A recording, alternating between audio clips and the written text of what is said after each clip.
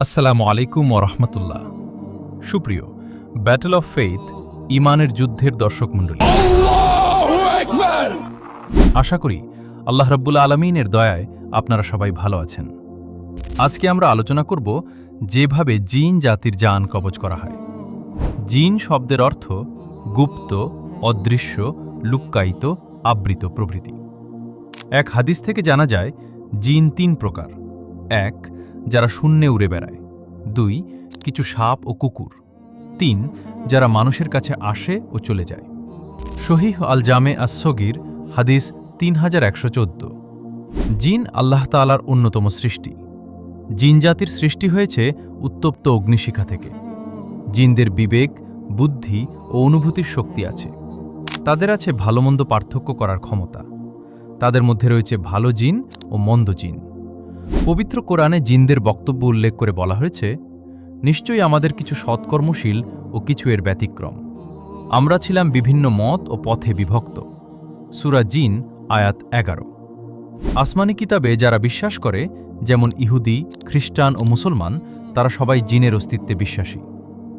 পৌত্তলিক কিছু দার্শনিক ও বস্তুবাদী গবেষক জিনের অস্তিত্ব স্বীকার করে না। দার্শনিকদের একটি দল বলে থাকে, ফেরেশতা ও জিন রূপক অর্থে ব্যবহৃত হয়। ভালো চরিত্র ফেরেশতা আর খারাপ চরিত্র জিন বা শয়তান শব্দ দিয়ে বোঝানো হয়। তাদের বক্তব্য কোরআন ও সুন্নাহর পরিপন্থী। জিনের অস্তিত্ব স্বীকার করা ঈমান বিল গায়েব বা অদৃশ্যের প্রতি ঈমান আনার অন্তর্ভুক্ত। আল্লাহ রাব্বুল আলামিন পবিত্র কোরআনে প্রায় 50 বার জিন সম্পর্কে আলোচনা করেছেন। জিন জাতির সৃষ্টি, তাদের ইসলাম গ্রহণ, মানুষের আগে তাদের সৃষ্টি ইত্যাদি বিষয়ে একাধিক আয়াত অবতীর্ণ হয়েছে।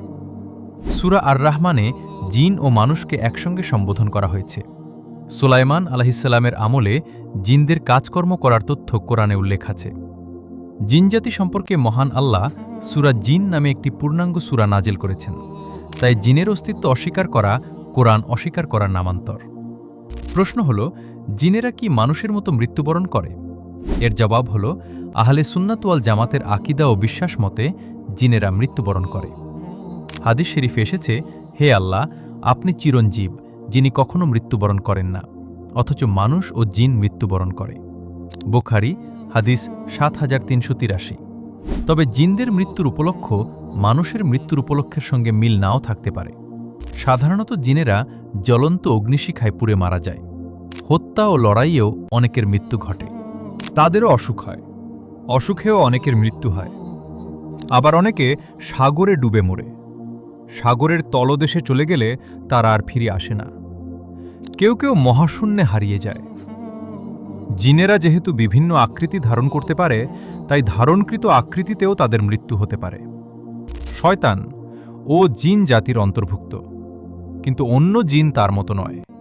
তাকে কিয়ামত পর্যন্ত হায়াত দেওয়া হয়েছে। এ সুযোগ অন্য কোনো জিনকে দেওয়া হয়নি। প্রসঙ্গত আরেকটি প্রশ্ন এসে যায়। প্রশ্নটি হল, মৃত জিনদের কোথায় দাফন করা হয়? এর জবাব হল, যেহেতু রাসূল সাল্লাল্লাহু আলাইহি ওয়াসাল্লামকে জিন জাতির জন্য প্রেরণ করা হয়েছে, অতএব তারাও কবর দেওয়ার ইসলামী রীতি অবশ্যই মেনে চলতে বাধ্য। তবে তার ধরন মানুষের অজানা। প্রিয় বন্ধুরা, আজকের ভিডিওটি হয়তো একটু ছোট হয়ে গেছে, তারপরেও অনেকের এই কাহিনী অজানা ছিল। প্রিয় বন্ধুরা, আমি আশা করি এই ভিডিওটি আপনাদের কাছে ভালো লেগেছে।